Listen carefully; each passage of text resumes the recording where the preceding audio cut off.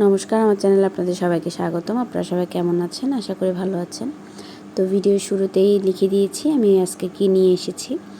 তো আমি আজকে একটি আলুর পরোটার রেসিপি নিয়ে এসেছি। তো আমার বাচ্চারা সন্ধ্যাবেলা অনেক বায়না করছিল কিছু একটা বানিয়ে দেওয়ার জন্য। তো ফ্রিজ খুলতেই দেখি 3টে সেদ্ধ মিষ্টি আলু ফ্রিজের মধ্যে রয়ে গেছে। তো আমি একটা পেঁয়াজ কুচিয়ে ভালো করে লবণ দিয়ে মেখে গাজর কুচিয়ে নিয়েছি। তারপরে কয়েকটা কাঁচা মরিচ কুচিয়ে দিয়ে দিয়েছি ওখানে।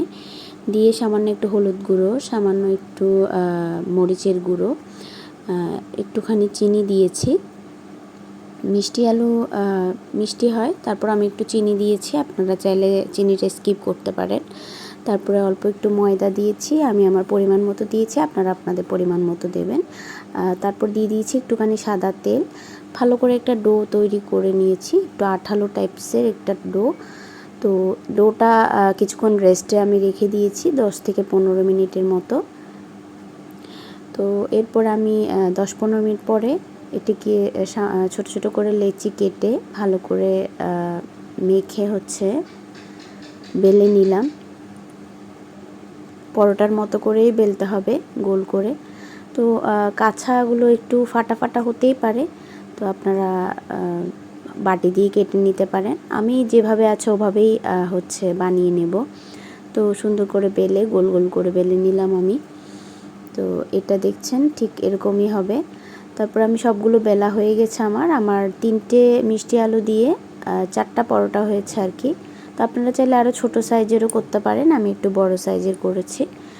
তো আমি এখন খালি তাওয়া গরম করে ভালো করে পরোটাটা এপিট ওপিট করে একটু ছেঁকে নিলাম কিছুক্ষণ। তো একটু লেগে লেগে যেতে পারে, এটা ঠিক হয়ে যাবে আস্তে ধীরে। তো আমি এপিট ওপিট করে কয়েকবার ছেঁকে নেওয়ার পরে অল্প একটু সাদা তেল দিয়ে নিলাম। আপনারা চাইলে এমনিতেও ভেজে খেতে পারেন তেল ছাড়া। তো তেল দিলে একটু টেস্টি হয় আর কি, একটু ভাজা ভাজা হয়, একটু ভালো লাগে। তো তেল ছাড়াও এটা ভাজা যায় একদম রুটির মতো করে, খুব সুন্দর হয় খেতে। তো আমার পরোটাটা একদম রেডি। এখন এটা আমি নামিয়ে রাখবো। আমি আস্তে আস্তে ঠিক যেরকমভাবে প্রথম পরোটাটা ভেজেছি সবগুলো একসাথে ভেজে নেব। তো আমার পরোটাগুলো সব হয়ে গেছে, এটা এখন খাওয়ার জন্য রেডি হয়ে গেছে। আমার বাচ্চারা ভীষণ পছন্দ করে এই পরোটাটা। আপনারা অবশ্যই একবার বাসায় বানিয়ে দেখবেন, যেহেতু এখন মিষ্টি আলুর সিজন, তো সবার বাসায় মিষ্টি আলু অবশ্যই থাকে। তো আমার ভিডিওটা আজকে এ পর্যন্ত। যদি ভালো লেগে থাকে লাইক অ্যান্ড সাবস্ক্রাইব করে দিবেন। ধন্যবাদ।